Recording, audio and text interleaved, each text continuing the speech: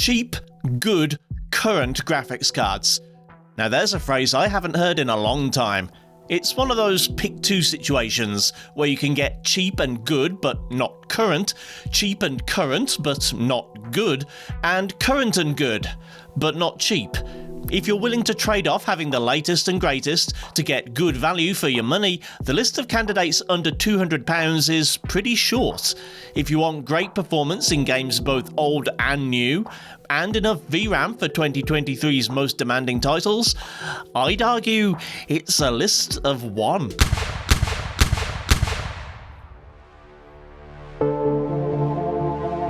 The Radeon RX 6600 is available to buy brand new, but it's not a new card. It just marked its second birthday and was superseded by the RDNA 3-based RX 7600 a few months ago.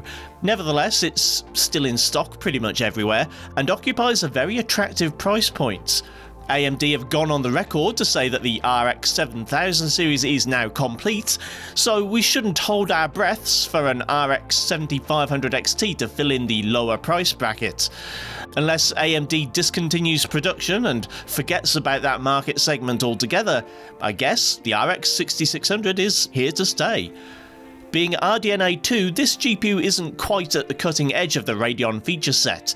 There's no AV1 accelerator for streamers and video editors, and AMD claims RDNA 3 has better AI and RT processing, though I don't have any RX 7000 cards to verify those claims. It does have real-time ray tracing and 8GB of VRAM, the latter of which is a must-have in 2023, while the former is still kinda trying to escape its status as a gimmick.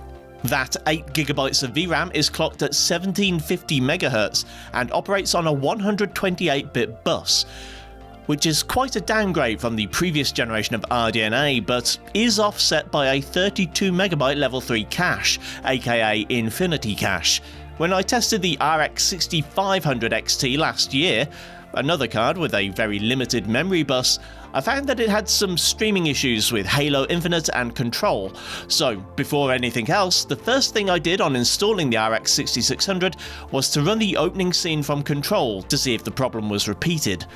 Thankfully it wasn't, though arguably texture resolution is still a little lower than ideal, and pop-in on the character portraits means they don't reach full quality until the camera's extremely close. This isn't at all unique to the RX 6600 though, as I've seen similar behaviour from many other graphics cards in this game. Whether Halo Infinite still has its impressionist trees, however, remains to be seen. The test setup is my usual budget gaming rig, the moderately priced gaming PC, featuring a Ryzen 5 5600X and 32GB of DDR4 3600. Crucially, it is running in PCIe Gen 4 with Smart Access Memory enabled. The RX 6600 has only an 8-lane PCIe interface, so if you have an older PC running Gen 3 or earlier, that may cause a bottleneck. Smart Access Memory is also technically only supported on newer platforms, but if you have an Intel 10th Gen, AMD 2000 or older, have a quick Google for your motherboard and resizable bar to see how to enable it. It's not a huge deal and isn't a guaranteed performance increase in all games anyway, but the option should be there if you want to try it for yourself. As a new entry to the series, and a follow-up to one of the most well-optimised games of the last few years, you could be forgiven for expecting more of the same from Forza Motorsport. That's not quite the case. It's not only dramatically more demanding than Horizon 5, it's also quirky.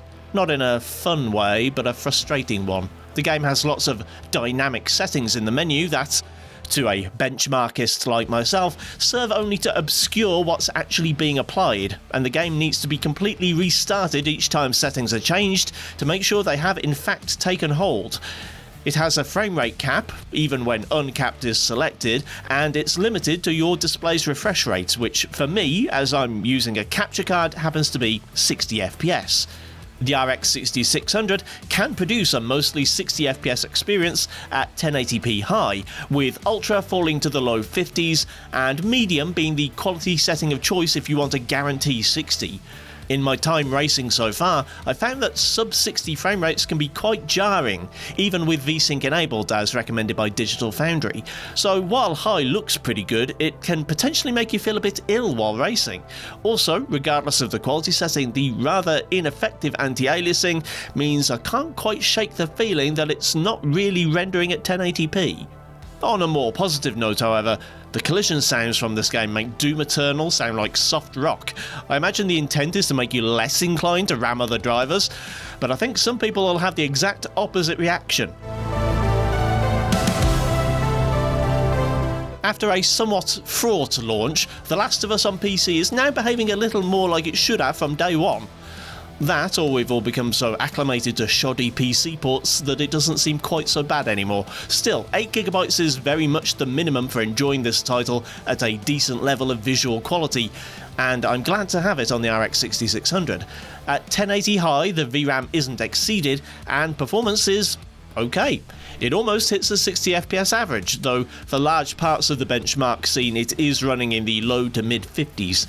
Turning up to 1440 looks far better on my monitor, even with settings at a mix of medium and high to stay under that 8GB limit, but the average FPS is now down to just 40. Likewise, if you're careful with your settings, you can have a great time in the remake of Resident Evil 4. The max quality preset will far exceed the RX 6600, both in terms of VRAM and processing power, but just turning the texture setting down to 2GB and disabling RT actually makes for an insanely playable experience. At 1080p, that means for an average of 70 FPS, with 1% lows still just above 60.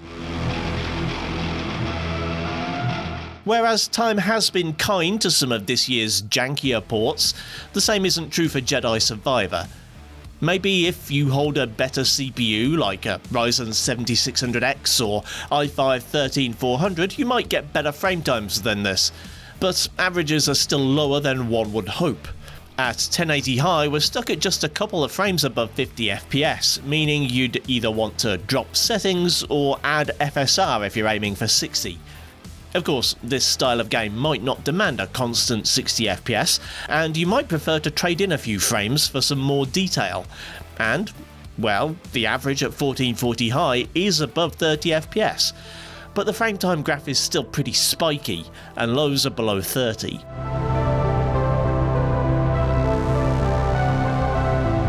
Not all console ports really lend themselves to sub-60 FPS, and one game I believe belongs at higher frame rates is Ratchet and Clank Rift Apart. 1080 high is just a little short of the 60 average, though again lows are pretty damn low. Crowds and explosions can cause some decent sized drops in frames, and dropping to medium doesn't help all that much.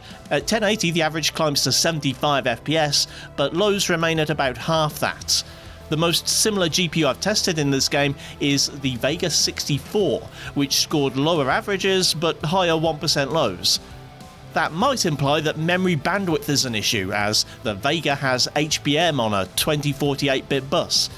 But I think VRAM quantity is the biggest issue. When using HBCC to effectively give the Vega 16GB of VRAM, the average and 1% lows both climb dramatically.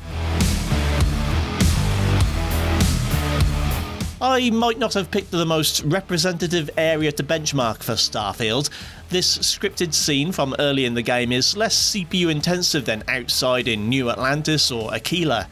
It's using higher quality assets for close-ups and it's highly repeatable. All good things to look for if you want to really test the GPU. The RX 6600 renders it pretty well, being close to 60 FPS at 1080 high with upscaling and VRS turned off. In fact, much of the game is going to run faster than this, but unfortunately sometimes you do have to go out into the city, and that will see frame rates drop. Thankfully it's only into the high 30s and low 40s, so it doesn't become unplayable and still looks decent enough.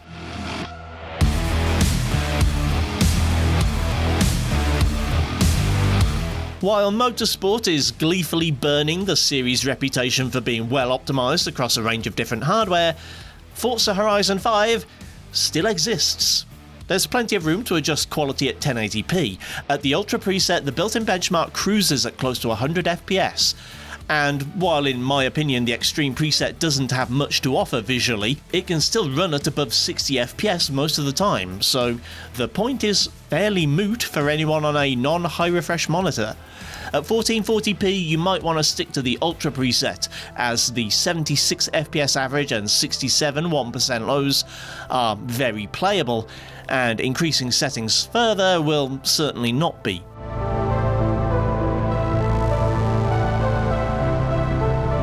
While testing Halo Infinite, I had my eye open for any drops in LOD, especially in the trees. This was the big issue I had with the RX 6500 XT last year, and thankfully it wasn't a problem here. For single player experiences in the open world sections of the game, playing at the high preset should be a perfectly acceptable balance of quality and performance, with the average hitting 87 at 1080 and 1% lows above 70. Pushing up to 1440p is still pretty decent. Averages are still above 60, though lows drop as far as 50. If you still stubbornly refuse to accept PAL as the superior standard, you might want to use DRS or drop to medium to stabilise the frame rate, especially if you're playing big team battles. Despite not being a 2023 release, Plague Tale Requiem is still pretty demanding, and the RX 6600 struggles to deliver 60 FPS at 1080 high. In my benchmark scene, the average is only 55 with lows of 42.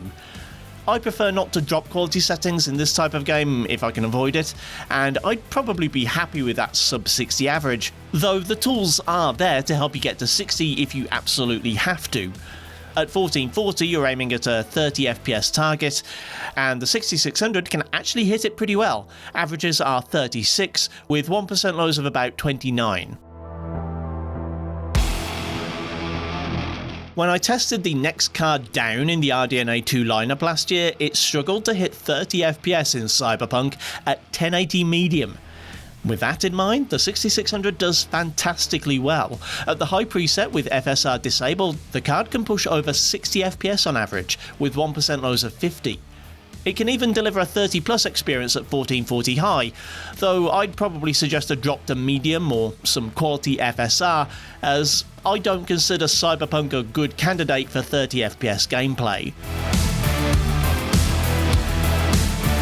I'm actually phasing out some of the older Sony titles from my benchmark lineup, as Ratchet and Clank and The Last of Us seem more relevant today than Uncharted or God of War. I'm holding on to Spider-Man for a little while longer though, as it's a reminder of how good cross-platform titles used to perform.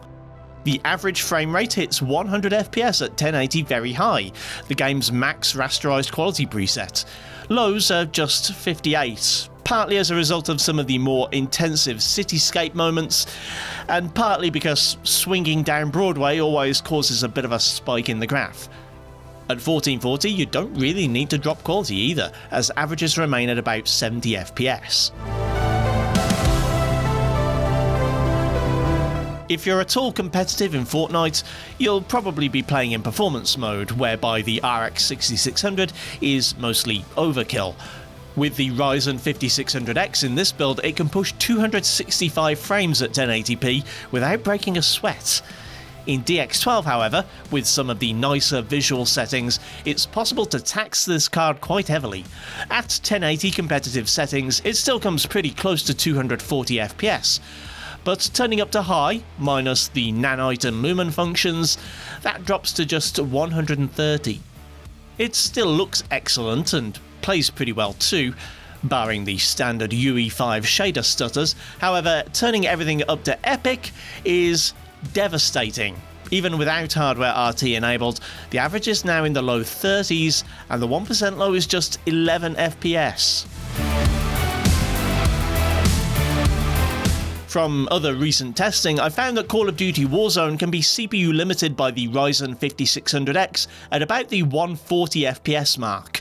And at the basic preset, the RX 6600 can probably do it. I wanted to keep the GPU as the limiting factor in this test, so I benchmarked at 1080 balanced and 1080 ultra. At balanced, it's not far off the CPU limit, with an impressive 124 FPS average and lows of almost 90. You don't even pay much of a penalty for pushing up to Ultra either, as the average drops only as far as 100 FPS and lows are still above 70.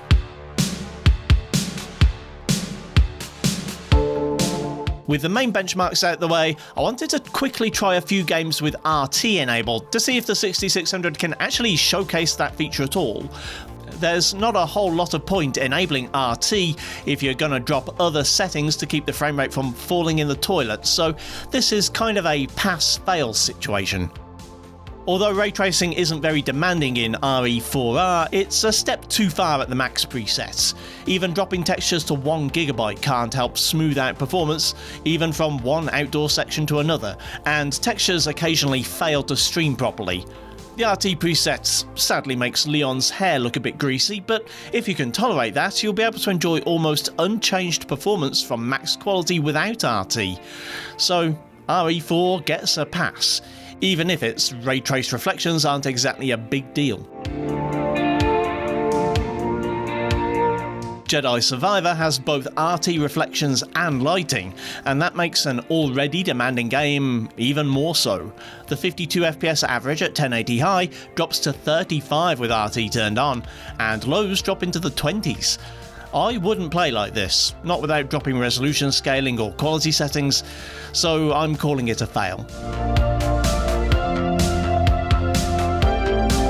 I know I said compromising on quality for the sake of RT was pointless, and, well, it's true, but I did it anyway. At 1080 medium with high RT, Ratchet and Clank has a persistent stutter, causing frame time spikes throughout. I tried increasing the card's power limit to see if that helped, but alas, I think we're hitting a VRAM limit. The 32 FPS average was marred by 1% lows of just 10.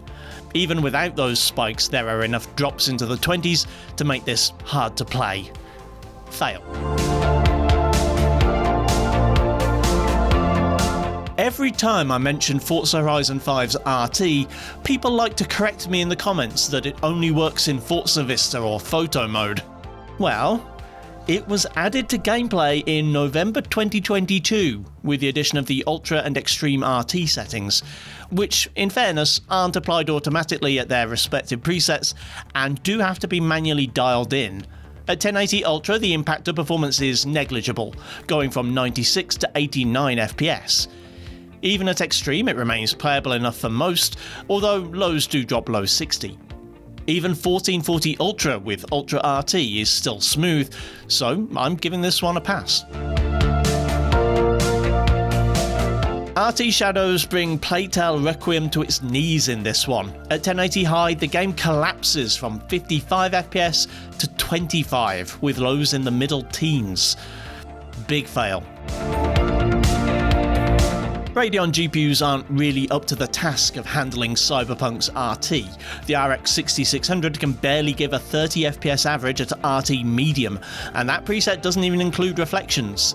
It's still more RT functionality than a console, which will only offer local shadows, but the performance isn't what I'd call playable without making more compromises. Fail.